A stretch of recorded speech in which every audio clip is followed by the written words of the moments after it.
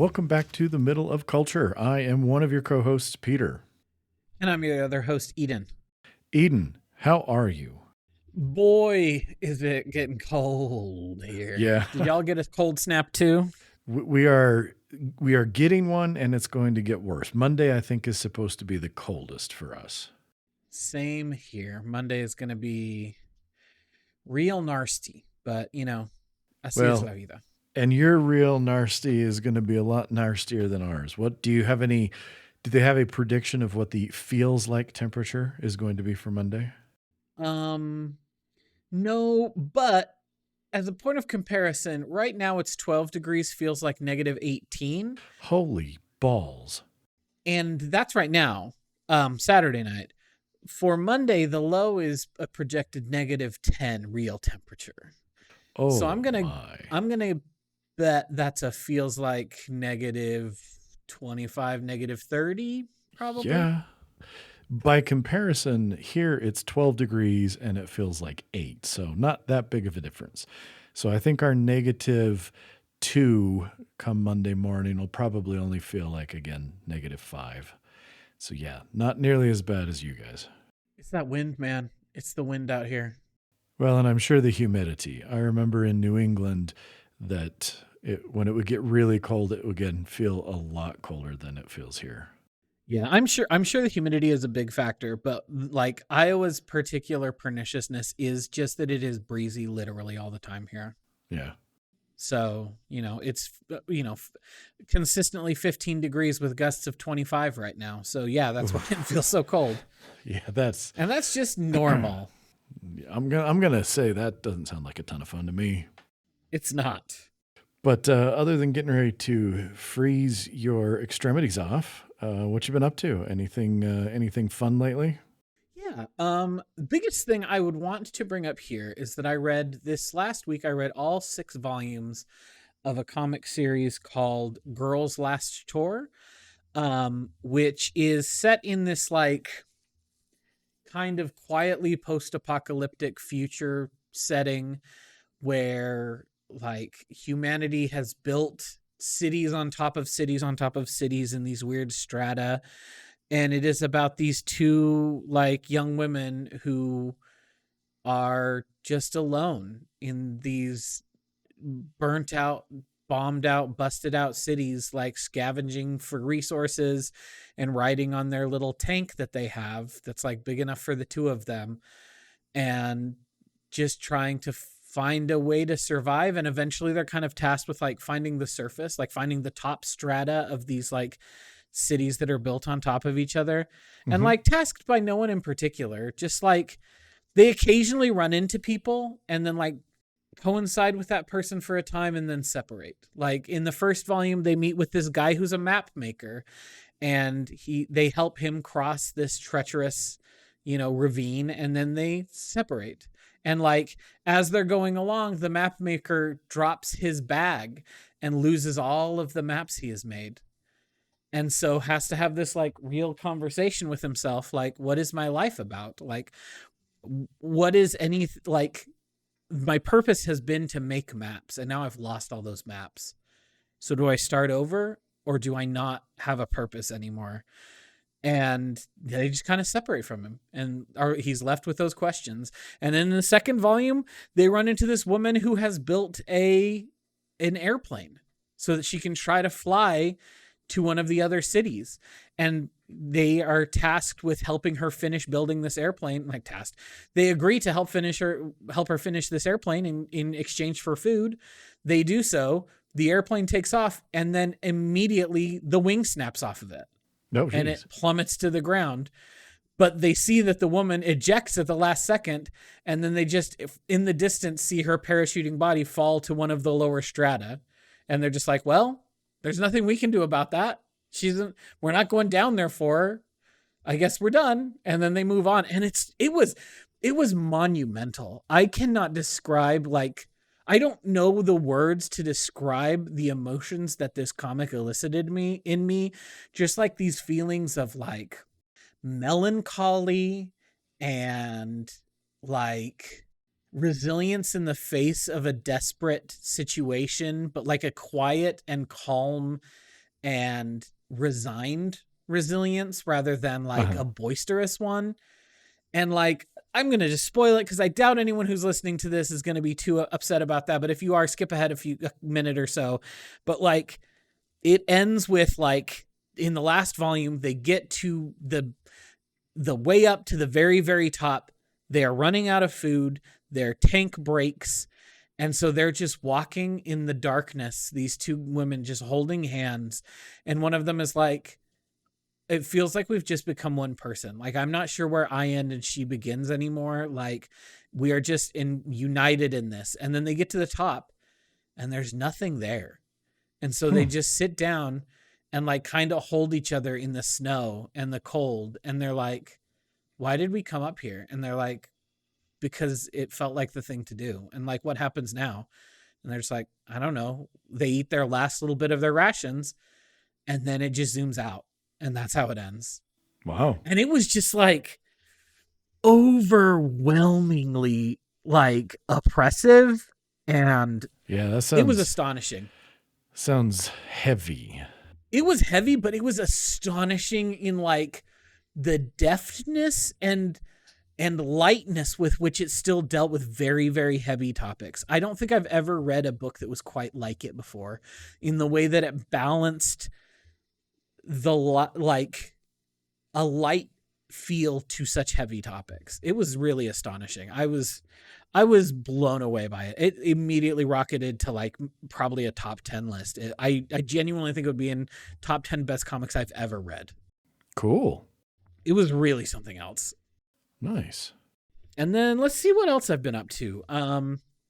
I've been playing a lot. Are you familiar with the Bandai Namco series God Eater at all?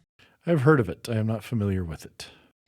There are 3 games in the God Eater series. The first 2 were like PSP or Vita games so they're not very good. They're fine. They're fine, but it's one of those ones where you're playing it and you're like, boy, can I tell this was made on a small budget for restrictive hardware, and sure, you maybe remastered it to put it on a PS4 and or a PC, but it still sure feels like I'm playing a PSP game.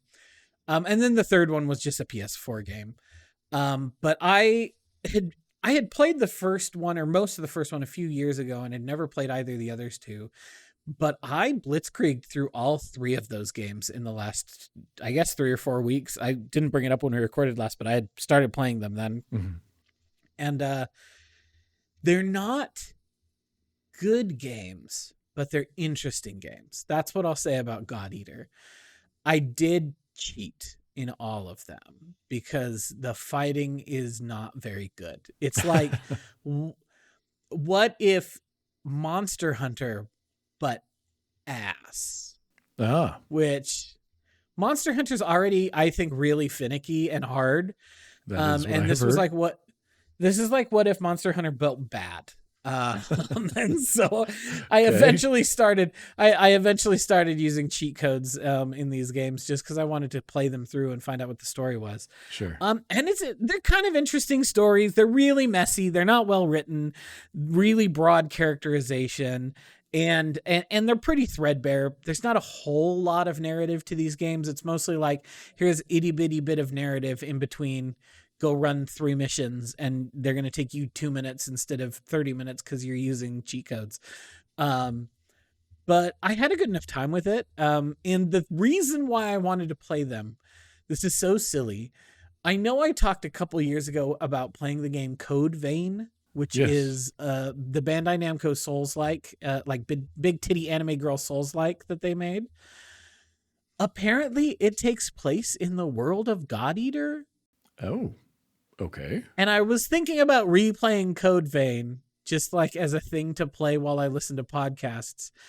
But then I found out, oh no, like if you remember watching the final cutscene of Code Vein when they like leave the city they've been trapped in and there's these big weird monsters, them's the monsters from God Eater, because this takes place in the God Eater universe. And I was like, maybe I should finally play God Eater. So I played all 3 God Eater games in preparation for me to be able to play Code Vein again. Will I play Code Vein again? I'm not sure. But yeah, so that's where I'm at. Cool. Let's see. Did I do anything else fun? Not really. I've been working on some model kits, so I've been watching Matlock, but it's not. I mean, it's still just Matlock. It is funny. I will say one funny thing about Matlock is I moved from season 1 to 2, and they jettisoned his daughter entirely from the cast of that show. Oh, really? And like I kind of wondered if they were going to, because she had not been in the last few episodes, and he was like, "Oh, she's working on a case up in Philadelphia. Oh, she's working up in Philadelphia." And I was like, "Oh, is this like a maternity leave? Is this like, was the actress like indisposed for some reason?" And then at the start of season 2, they're just like, "Well, she decided to join a partnership up there. Now we're going to bring in this random person who was in the season 2 premiere, which was in England for some reason. We'll have this lawyer who was working in England come join my firm now." It was weird. But I do think she is a better actor and has better chemistry with Andy Griffith. So I'm not annoyed, but I do think it's funny that they literally just shot his daughter into the pits of hell, and I don't know that she's ever going to show up on the show again. That is really interesting.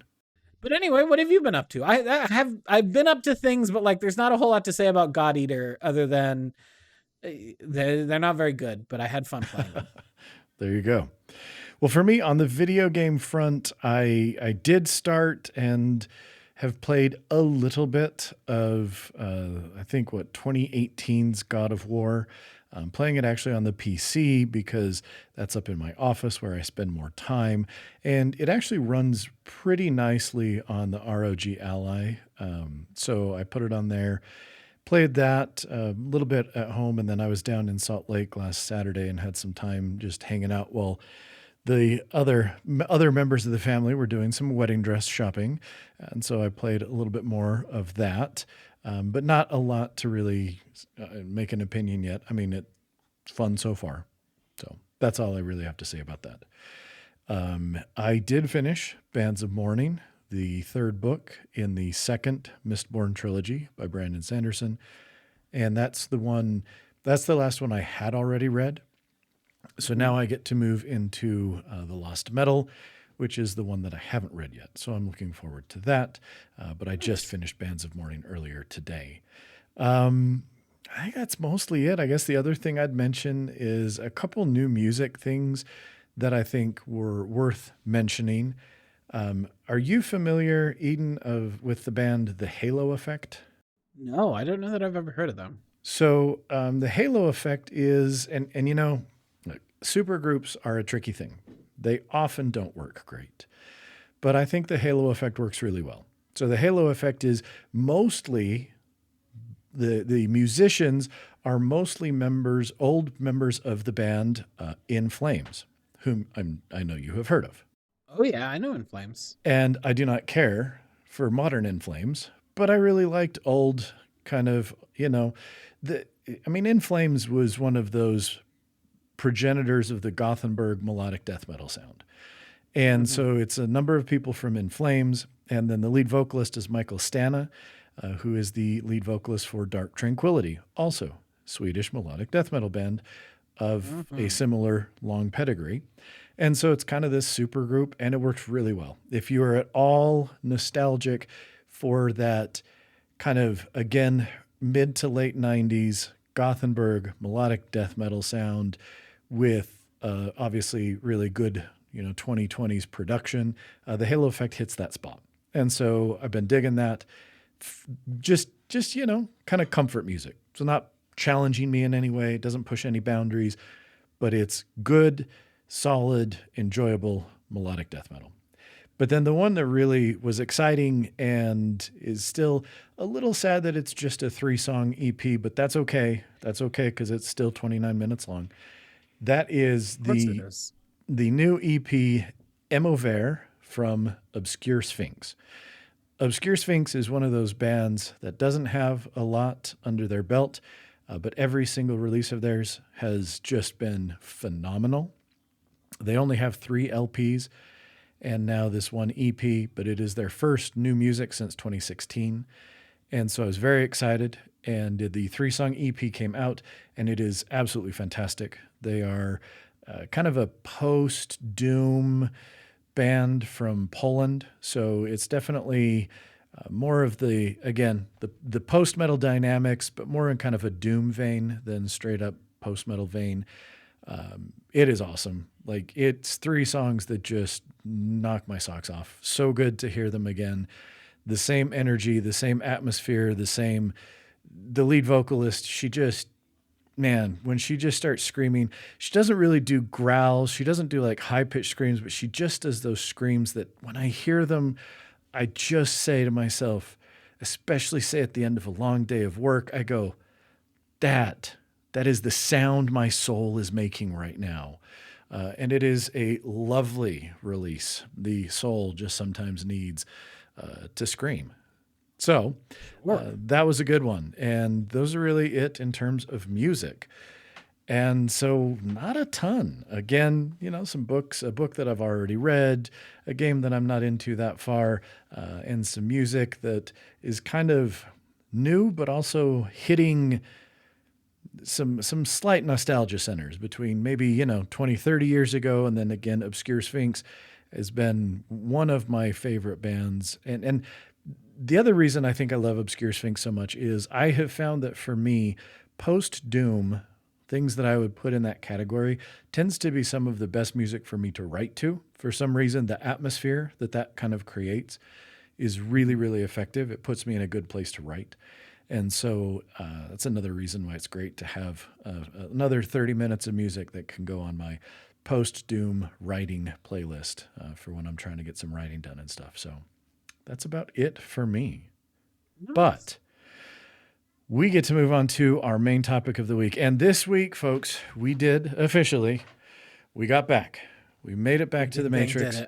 We are wrapping up the Matrix currently released movies. Who knows if there will be more, with the Matrix Resurrections 2021s. Now, I don't remember if this did or if it got a theatrical release. I thought, for some reason in the back of my mind, it comes out that it was a very brief one. And then I think it went right on HBO Max or whatever it was called back in 2021, because this is still when things were pretty weird in terms of movies and theaters after the pandemic. During the pandemic, we were still in it.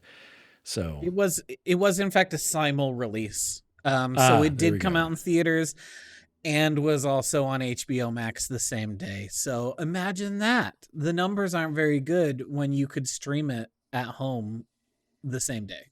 Yeah, and especially I think my gut tells me that there was a lot of questions about this movie and what it was and what was going on as people were going into it. Fair.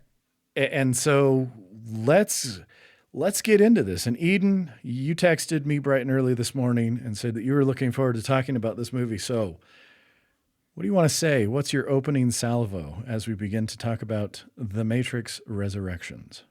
I think I will just repeat what I said in a Discord to some friends last night after I finished the movie. I said something along the lines of, well, I just finished The Matrix 4 and friends and neighbors, against all odds, Lana Wachowski ding dang did the dang thing.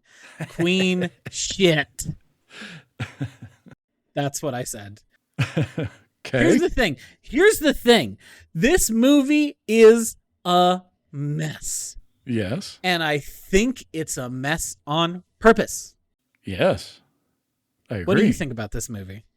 I sat there and now I'm going to preface this by saying, and we'll get into it, I think the ending of this movie is the weakest part of this movie.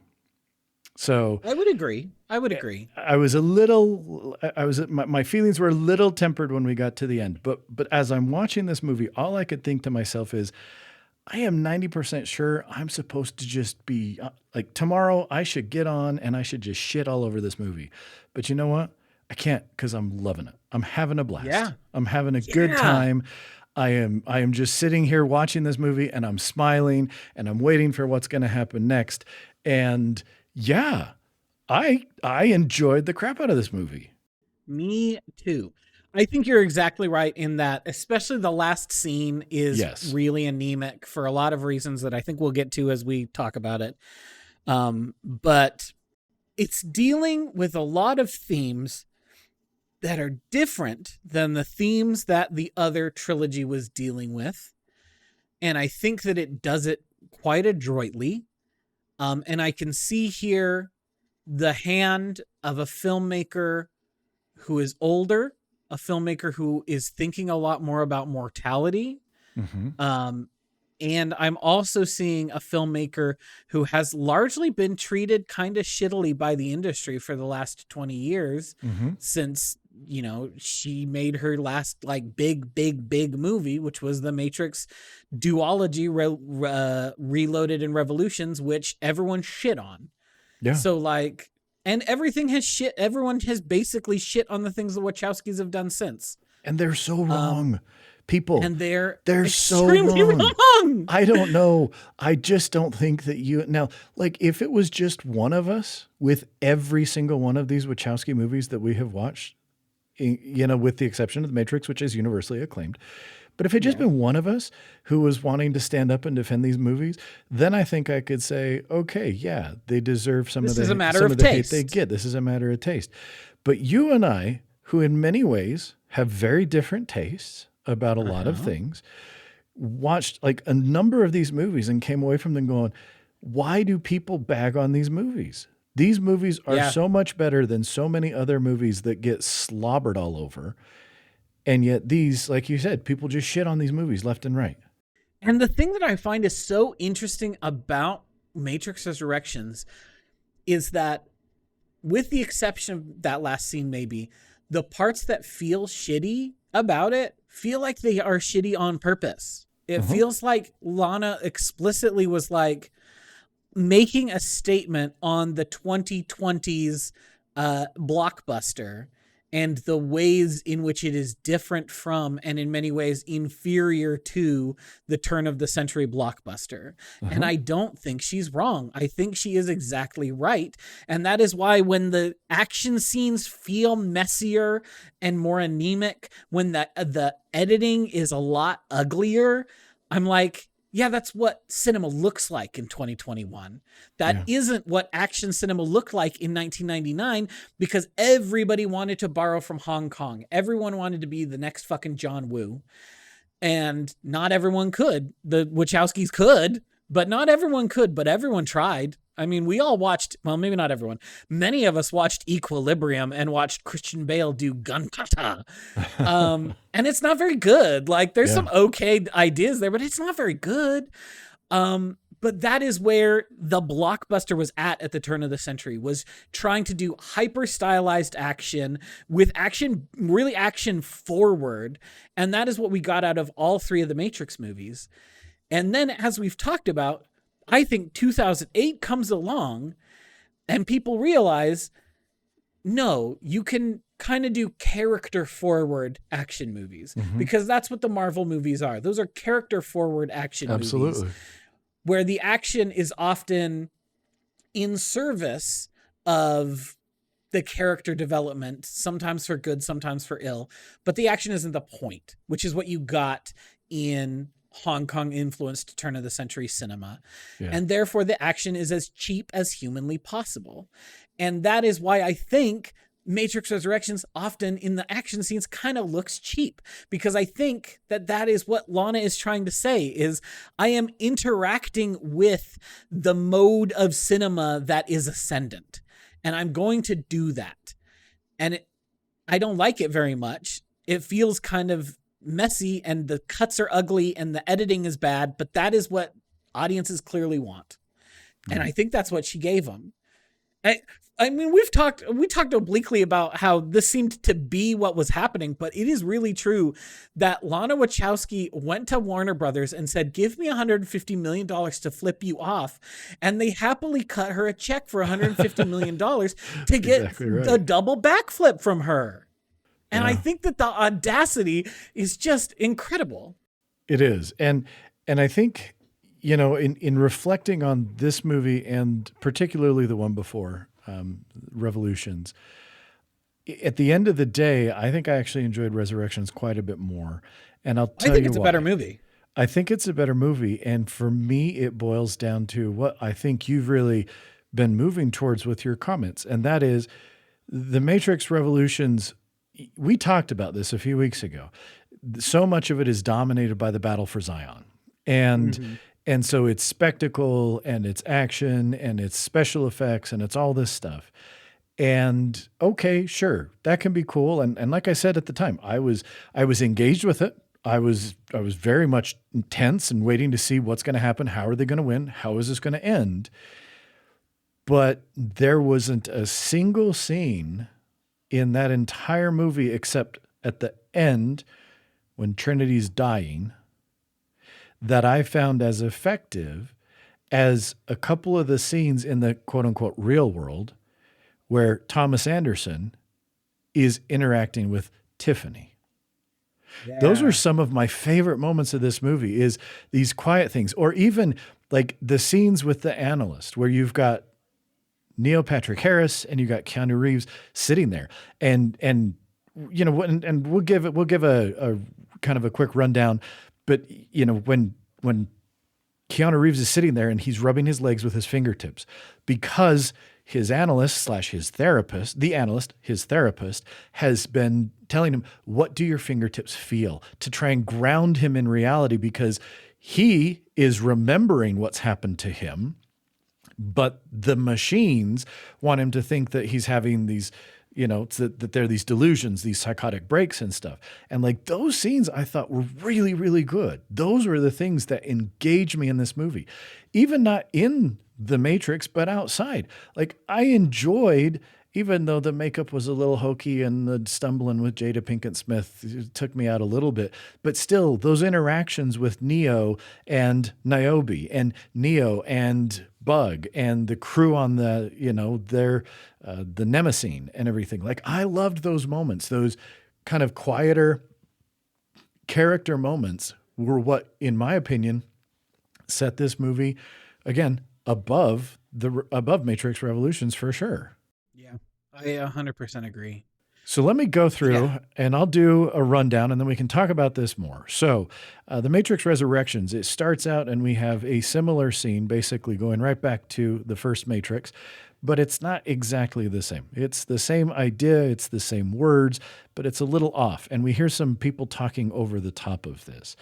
And then we actually switch and we've got Thomas Anderson. He's a celebrated video game designer at a company, lives in San Francisco. He's created this revolutionary video game trilogy called The Matrix, which basically is mirroring the events of the original films. And we see him having these difficulties distinguishing reality from fiction. And so he goes and he sees his therapist who is prescribing him pills, blue pills, for these episodes and reminding him, take this pill every single day. Anderson is gone. He's drawn to this local coffee shop where he sees this woman who is Tiffany, who reminds him of the character Trinity. He goes to try and talk to her. She's got a couple sons. Her husband Chad comes in and they leave. Also, he's got a business partner, his boss, who really comes to him and says, and this is where we get into kind of the meta aspect of this, hey, Warner Brothers, our company, so real world. Our parent company. Our parent company, Warner Brothers, is demanding a fourth Matrix game, even though the contract that he did for the first three should say he cannot be forced to make a new one. Turns out, yeah, he can be forced to make a new one. We jump back outside. We have Bugs, who what they have realized is what was happening here at the beginning was a modal, a simulation program that Anderson had created. It's recreating that opening scene from The Matrix. She finds in this an agent who turns out is a different version of Morpheus, and they manage to free him. They contact Anderson. He gets to another situation where he, again, red pill, blue pill, he has to decide between the two. He chooses to learn the truth, finds out 60 years have passed since the machine war. Some machines have allied with the humans, and they take him to this new city, Io, where the general, Niobe, is basically in charge. And humans and these synthients, the name that the machines prefer, these synthients are living together in peace. Basically, what they show and they kind of revealed to Neo is that after he and Trinity died, the machines resurrected them because there was this special, that connection, love, between the two of them, was generating massive amounts of energy. And then the analyst, his therapist, who is a program, designs this new matrix where it keeps Neo and Trinity close enough to have them have this emotional yearning for each other, but they can never really be, they can't come together, and that this somehow creates massive amounts of energy. It's more efficient than the previous Matrix. Neo has to regain his abilities. He has to learn how things that have changed. Programs can now travel into the real world using these mechanical bodies. Some of the rules of the Matrix have been evolved, and his old nemesis Smith has been sort of reimagined and is that boss of his at the game company. There's some, another big fight in the midst where we see the Merovingian as a crazy old dude spouting French things. And there's another fight between Neo and Smith. But really what it comes down to is this main conflict is Neo wants to rescue Trinity. She is embedded in the Matrix still as Tiffany. They come up with this kind of complex rescue mission where they give her the opportunity to remember, to choose. This is assisted by Sati, the girl who was the little girl at I think, was it the second one? I think she was at the beginning of the very beginning of the third one. Okay. The train. It's the very beginning of the third one where he's trapped in the train station, the Merovingian's like liminal space train station. That's right. Yes. Yeah. So she is there, and her parents her parent programs were basically purged. They were terminated. So she has been sort of plotting her revenge against this because she has missed them. And we see this opportunity where the Synthients, they appear as if they're really fully realized people. They have emotions, they have desires, wants, all this stuff. And that's how they're presented. And so they have to go back in, and in the real world, they've got to infiltrate into the anomalium where Neo's body and Trinity's were close there, but in separate pods. They have to get back in there. They're getting her body out, but at the same time, in the Matrix, they have to give her that opportunity for her mind to come out. And at first, it looks like she's going to say no, and she's going to stay in the Matrix. And then, honestly, probably my favorite line in the entire movie, her husband, Chad, I don't think it's any coincidence that he was named Chad in the movie. But her husband, Chad, is like, come on. And calling her, come on, Tiffany. And I don't remember exactly what it was, but I just love, she turns and she's like, you need to stop fucking calling me that. And then she's Trinity, and boom, she's back. We get this big battle. They start to regain their powers. Trinity now is sharing Neo's ability to kind of manipulate the Matrix. Eventually, they confront the analyst. They're able to get free after the swarm, which is, instead of seeing a bunch of Smiths now, basically Smith and the Matrix, the analyst, they can activate the programs in there. They call it the swarm, and a whole bunch come and attack. There's a chase sequence, a fight sequence, and they get out of there. And then basically at the very end, Neo and Trinity show up blowing off the side of the analyst's house and just tell him that, hey, we're going to remake this Matrix on our own terms. And then they kind of fly off, and there we go. Yeah. So what did you think? What other things, we've kind of talked about it, but what were some of the other things that stood out for you with this Matrix movie? Yeah. Some of the other things I think, or some of the other scenes that were really striking to me. You mentioned like the early scenes where Thomas Anderson is like in the quote unquote real world as this programmer, as this, game designer. Those pitch meetings where everyone is just going in circles saying the same fucking bullshit over and over and over. Where They were so funny.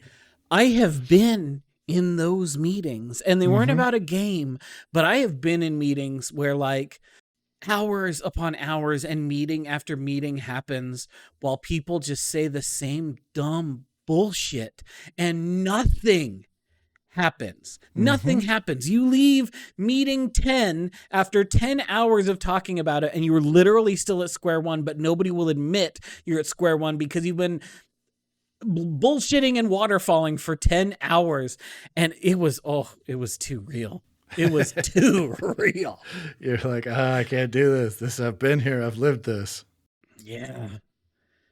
Another one of those that like, it was just one of those things where you can see a again, like reading about why this film was made and why Lana decided to make this film and why Lily decided not to make this film was really interesting. Did you read about this at all? I didn't. So please fill me in.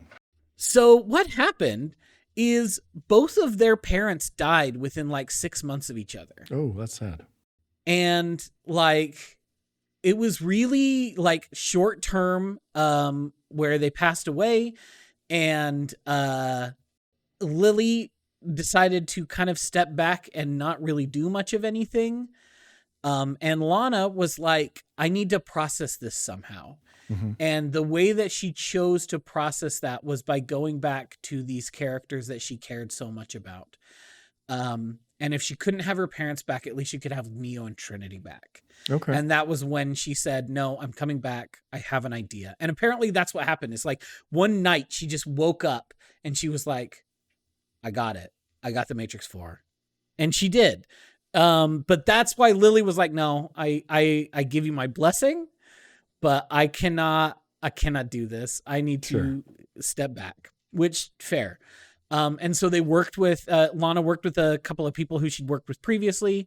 David Mitchell is one of the writers of this film. He's the guy who wrote the novel Cloud Atlas that they had adapted into a movie like a decade before.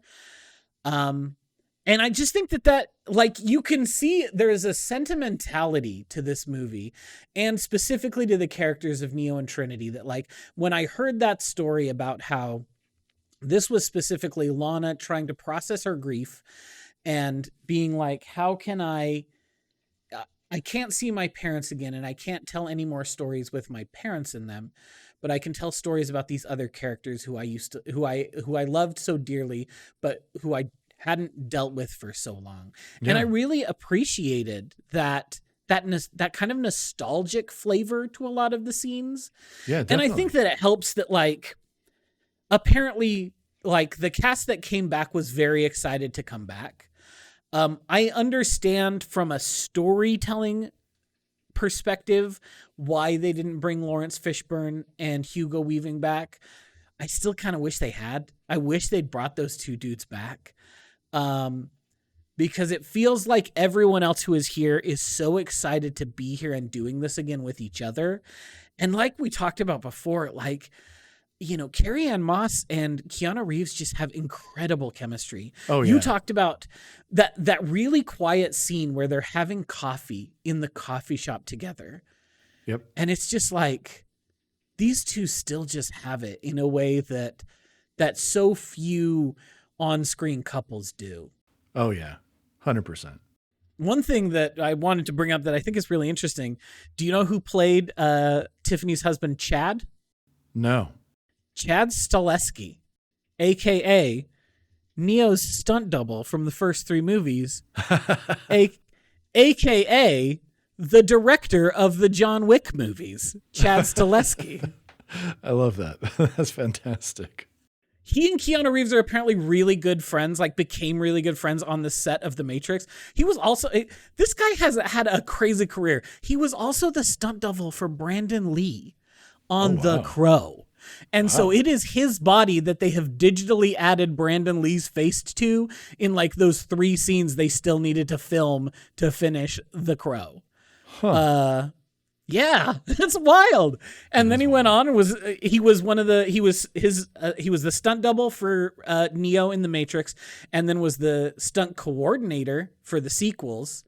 And then, like I say, he's one of the lead creatives on the John Wick series, which I still have not seen. And I think I have lamented on this very podcast. I need to probably sit down and just watch those things finally. So do because I think that they will like make my brain tingle in a very good way. I really want to see them, but I just haven't gotten around to it. Well, so I found something very interesting watching this movie. What's that?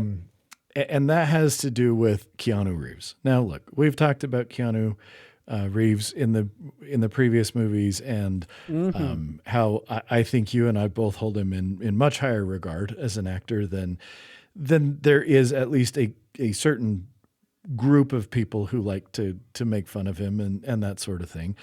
But we talked about a few weeks ago, I finally finished Cyberpunk 2077. And you know who you spend an awful lot of time with in Cyberpunk 2077? With Keanu fucking Reeves. Johnny Silverhand. Johnny Silverhand. Like, you spend a lot of time with him. And your relationship with Johnny Silverhand in that game goes from very antagonistic, and I couldn't stand him at the start, to at the end, it's like, you guys, you've gotten to be chooms. You know, that's just what it is. Johnny Silverhand is the choom that lives in your brain and is trying to kill you, but he can't do anything about it. And he kind of feels a little bad. He'd still love to have a body, but he kind of feels bad that he's killing you. And this version of Neo that we get with the longer hair and the beard is like the spitting image of Johnny Silverhand. And even like the cadence of the way he talks in this. And so all of a sudden I was like, oh, look, it's a nice version of Johnny Silverhand who's not an asshole. I love this. This is just like tickling this part of my brain. And I think that that's the thing is I look at the John Wick movies and I'm like, I bet you it's the same thing. I bet you it'd be kind of like spending more time with Johnny Silverhand, who's not trying to kill me, but trying to kill everyone else. Yeah. So, yeah, I don't know, man. Another thing that I thought was really interesting about this movie, when I heard the Merovingian was going to be in this movie, I thought to myself, on what fucking planet did you feel the need to bring the Merovingian back, dog? Like, why? And to be fair, the scene in which he's in feels almost absurd because, like, at this point in this 7th iteration now, I guess, of the Matrix that the analyst runs, there are still some exile programs, but he doesn't have a fancy pants entire like levels of a skyscraper where he's got a sexy club where people are dancing and fucking on the dance floor. No, he's a literal hobo. And that's all. And like, they are all dressed in like bright neon, weird, like, they look like the bad guys in Rage 2 because they all look like post-apocalyptic neon hobos. And you're like, why do they look like that? And then, like you said, he just stands there and goes on a wild rant, 2/3 of which is in French, talking about why reboots suck and sequels suck. And the way that franchise media works is the worst thing you've ever seen in your life. And that it's all the death of art, and that we used to have real art, but now we just have genre slop reboot and sequel after genre slop reboot and sequel. While again, what's happening? Everyone is having slow motion fights that look like genre slop reboot sequel. It was astonishing. I could not believe the audacity with which this movie often operates. It's incredible. And there were multiple times where I'm watching this and I'm like, okay, they are flirting with becoming too meta, but they never cross that line for me. Like they would get real close. It's like, again, they were right there. And I'm like, ooh, if you're not careful here, you're going to go too far. But they never went too far for me. And again, that seemed very intentional. Like Lana's like, okay, I am going to see how close I can get to fucking this up. But then she manages not to. She keeps it on the side of just, keeping it good for me. Yeah, no, I agree. It is like on a razor's edge, but it never falls off into parody or too self-referential. Yeah. I think it's worth discussing other members of the cast. Obviously, we've talked a lot about how Carrie-Anne Moss, I think this is maybe her strongest of the 4 roles. Yeah. Like, I don't think it's the best movie, but I think that she has the most to chew on as an actor here, and she does such good work. Like, I was talking about it with my wife last night after I'd finished it, and like every time I see Carrie-Anne Moss appear in a movie or a show, I get excited because I know she's going to do incredible work. I think a lot of the Netflix Marvel-averse movies, the Daredevil, Jessica Jones, some of it is good. I think the first 2 Daredevil seasons and I think Jessica Jones are good. I think some of it is extremely bad. But when she is on screen, it's always like, yes, Carrie-Anne Moss is here, even though the rest of the shows are not very good around her. And I feel like she's just given a lot to chew on here, and that she does an incredibly good job with it. And one thing I really appreciated about the way that she looked on screen is they didn't try to make her look younger than she actually is. Nope. Like, agree. There are a lot of scenes where it's like, oh, they didn't shave her peach fuzz on her face. You can see the peach fuzz on her cheeks. And that is, to me, just like beautiful that they were like, no, this is Carrie-Anne Moss. She's absolutely gorgeous. It doesn't matter if she's in her 50s now. She still looks incredible. And let's let her be herself in this movie, you know? Yeah, I agree. And I really liked with her that she was more of a force of power in this movie. Absolutely. She's the one who could fly at the end. Correct. And you basically, it gives you this idea, and Neo mentions this when he talks about, I never believed I was the one. When people around him are doubting again, he's like, I never believed I was the one. But he's like, but she always did. Trinity believed in me. And you end up with this idea that there was no such thing as the one, that Neo and Trinity together, that was the key. And whether or not they meant for it to be that way in the original trilogy, or if this is a bit of a retcon, it works, and it works well, because it is still true to what was presented in those movies, and perhaps is just giving you a little bit more reference to look at it and say, oh no, it was the two of them. There's a reason that the two of them had to go to the Machine City. There's the reason that, he has to save her and reach in and pull the bullet out and all that kind of stuff, because he can't do it without her. And so then to have her be the one who can fly and save them at the end and stuff, I'm like, yeah, that works. That really works for me. And thinking about it like that, I don't think that it necessarily was a retcon. I just think it's making far more explicit what was implicit in the earlier films. Because, I mean, we talk about when Neo talks to the architect at the end of Matrix Reloaded, what's the one thing that makes this version of the one different than previous versions? Yep. It's his love for Trinity. Exactly. And that's why they're able to do everything they do. It's because they have each other.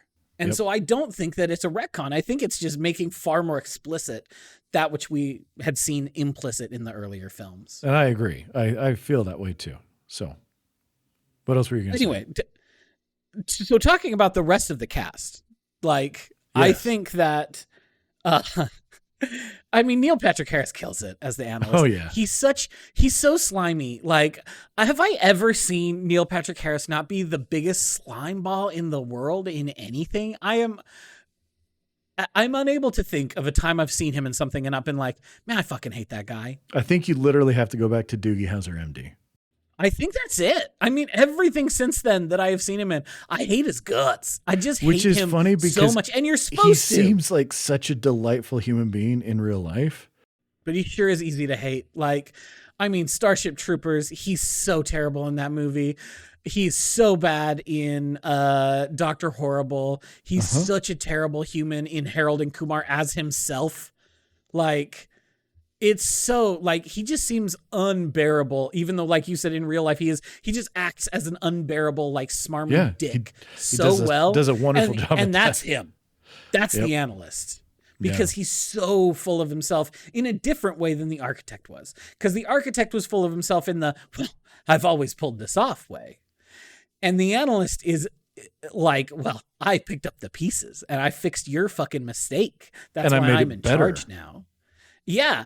And I mean, we'll talk about that big conversation he has about why his version of the Matrix is better. I think we should delve into that because I'm really curious to get your thoughts on that. But I thought he killed it. I really liked, I think Jessica Henwick is the heart and soul of this movie. 100% loved her so much. She was so good. I think Bugs is incredible. I didn't dislike Yahya Abdul-Mateen II as Morpheus. Obviously, I would have preferred if it was the man, the myth, the legend, Lawrence Fishburne. He does not have the same gravitas, but yeah, he worked. No, and he acts it in a very different way. He doesn't. Yes. He doesn't act like Lawrence Fishburne's Morpheus. He's far more playful. He's far more goofy and kind of sarcastic in a way that Morpheus, like Lawrence Fishburne's Morpheus was about being serious and about being grounded, but also in believing in the rectitude of what he was doing. But program Morpheus feels a lot more loosey-goosey than Fishburne's was. Yeah. And I thought that, Jonathan Groff as New Smith was fine. Like, he also just looks like an asshole in everything you've ever seen him in, and is good at acting like an asshole. But yeah, I thought that the cast was really, really solid. I did too. I enjoyed all of them. No, let's get into that scene that you alluded to. Let's talk about it. Yeah. So what does he say that makes this version of the Matrix different than the previous one? And why is it so much more effective? Well, basically, it reminded me a lot of, not in the same way, not because they don't come to the same conclusion, but it was funny. He was talking and I was like, oh, this is like Monsters Incorporated. A little bit. It's like we want them to be scared, or we want that tension. We want that longing, that yearning, that unattained, the always out of reach thing, that angst that causes provides much more energy than just letting them chill in pods and feeding them a vision of their normal lives. Mm-hmm. But he specifically says that this one is so effective and is able to generate more power than previous versions because of the way that it manipulates everyone's emotions through cognitive dissonance specifically. And how everyone is given the opportunity to have the things they want and then they don't do it. And I was like, whoa, what are we doing here? What are we talking about? This feels too real. It does. And it does. And here is Neo, who is willing to break the laws of physics to get what he wants and what he believes is right. And he's like, no, I get to break the laws of physics because I'm the system, and the system works against you getting what you want and finding liberation and finding a future that matters with love and kindness and freedom for everyone. No, you don't get that. You get the box we have put you in, and you like it and you want to be in that box. And it just, 2021 feels too real. 2021 wasn't that long ago, and it feels like it hits even more than I expected it to. Yeah, no, I agree. It was definitely one of those things where during that whole scene, it's kind of like, I don't want to listen to this too closely because it feels, like you said, it feels in some ways too real. Yeah. But really, I don't know what else I have to say about this movie other than, well, like we said about the last ones, if you ain't watched it yet, you probably should, because it's better than whatever other movie you decide you were going to watch instead. Agree. And I think it ranks probably 3rd out of 4 for me in terms of how much I like it. Although, I don't know. I'd have to revisit Reloaded. I think it's pretty neck and neck between Resurrections and Reloaded, honestly. Yeah. For second place. I think for me it's a toss-up between those two. When I think about the highway action scene in Reloaded, I kind of want to give it to that. But then again, I think about those more quiet, character-centered moments in this that we just don't get a whole lot of in those earlier movies. And like you said, especially that scene where Tiffany and Thomas finally sit down and have that cup of coffee. It's powerful and it's good. And again, that chemistry is palpable between those two actors. And so I don't know, like I say, it's pretty close for this in second place, whether it's this or Reloaded might depend a little bit on the day. But it was, again, I heard a few things and read a few things and went in going, I wonder if I'm going to like this one like I did the others. And as I said, the whole time I sat there watching it, I was like, I don't know. Like, I'm totally in. I'm enjoying the heck out of this. I think I like the characters. I think it was, for the most part, it was a good looking movie. As you said, the parts that didn't look that great, it didn't feel like it was because they couldn't make it look better. It felt like it was because we want it to look like this. And I respect the hell out of that. Well, and it's well lit. You can see what's going on. And that is so uncommon. Yes. So uncommon in action movies these days. One thing I thought of one last thing that I just feel like is worth mentioning.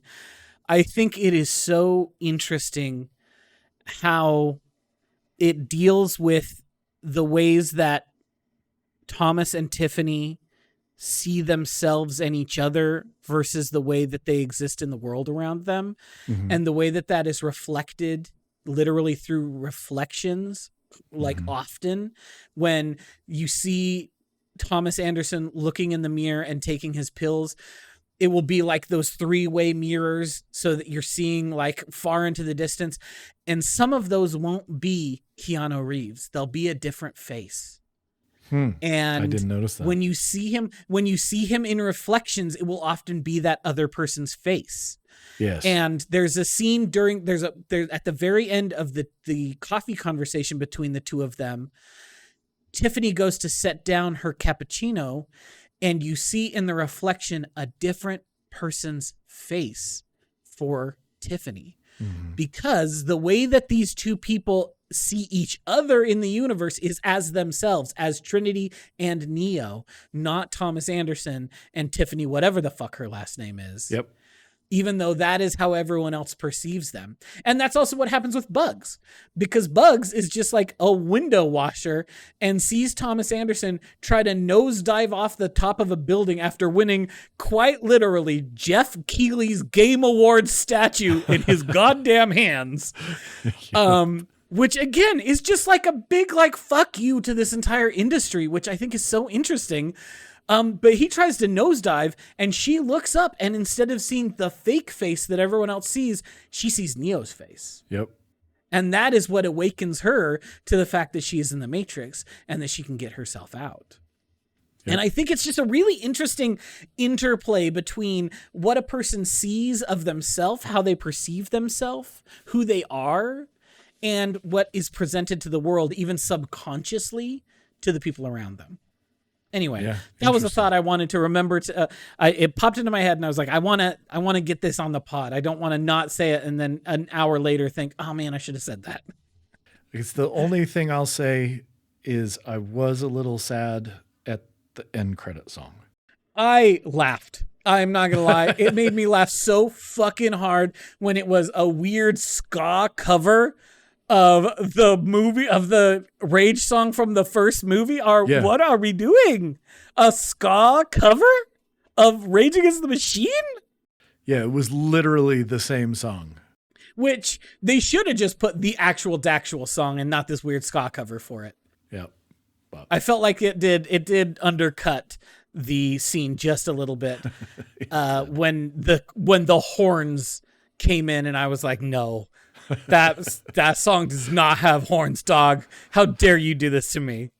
Yeah, that part was a little rough. But other than that, I thought that this was, again, a much, much more enjoyable movie than I expected it to be. I enjoyed it. I thought it was a blast to watch, and I'm really, really glad we did this. Like, again, reiterating to ourselves that the first Matrix movie is an absolute banger. But then, especially for me, never having seen any of these sequels, now being able to go, okay, I see the whole Matrix thing.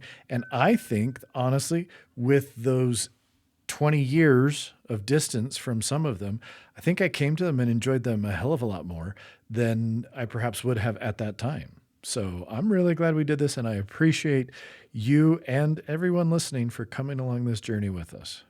Yeah, I was so glad to revisit the trilogy and see this new one, and just slapped. They just make good movies. The Wachowskis just know how to make a ding-dang movie, and I need to watch the rest of their films. Yeah, no, these were good movies. So, well, until next time, we're going to go ahead and wrap this up here. Go ahead and reach out to us with any feedback you have. Let us know your thoughts and all the reasons why we are wrong, which I don't think we are, and all the reasons why we're right about these being better movies than they are given credit for. And until another 2 weeks, we'll talk to you then. Bye. Bye.